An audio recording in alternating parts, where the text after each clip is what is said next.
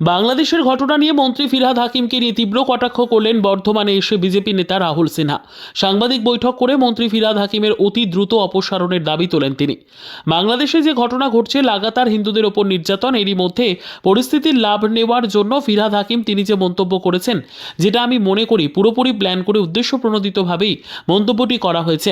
ফিরহাদ হাকিমের মন্তব্যের পরে মমতা বন্দ্যোপাধ্যায় যদি আজ অর্থাৎ সোমবার মুখ খুলেছেন, তিনি ফিরহাদ হাকিমের মন্তব্যের পরিপ্রেক্ষিতে একটা হালকা টিপ্পণী করেছেন, কিন্তু সেটা যথেষ্ট নয়। কারণ যখন বাংলাদেশে এইভাবে আগুন জ্বলছে, সেই আগুনকে এখানে আনার একটা পরিকল্পনা মাথায় নিয়েই ফিরহাদ হাকিম বলছেন। অবিলম্বে ফিরহাদ হাকিমের বিরুদ্ধে এনআইএ তদন্তের দাবি করছি। বর্ধমানে বিজেপি জেলা কার্যালয়ে সাংবাদিক বৈঠক থেকে বললেন বিজেপি নেতা রাহুল সিনহা।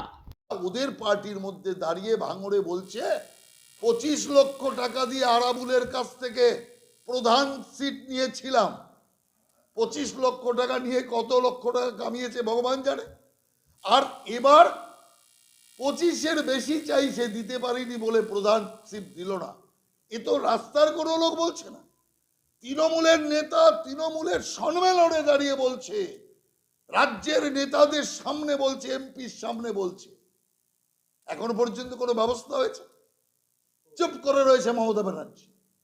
অতএব আমি পরিষ্কার বলবো, এই জাতীয় যারা তোলাবাজি করে আসছে, কাটমানি খেয়ে আসছে, তাদের কথা আমরা বারবার বলেছি, কিন্তু বাস্তবে কোনো কিছু হয়নি।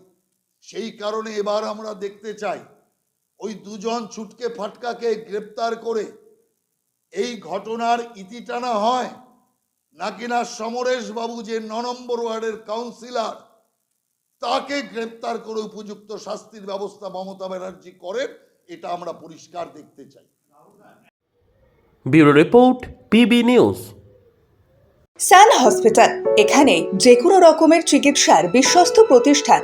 খুবই কম খরচে বিশ্বমানের চিকিৎসা প্রদান করে থাকে।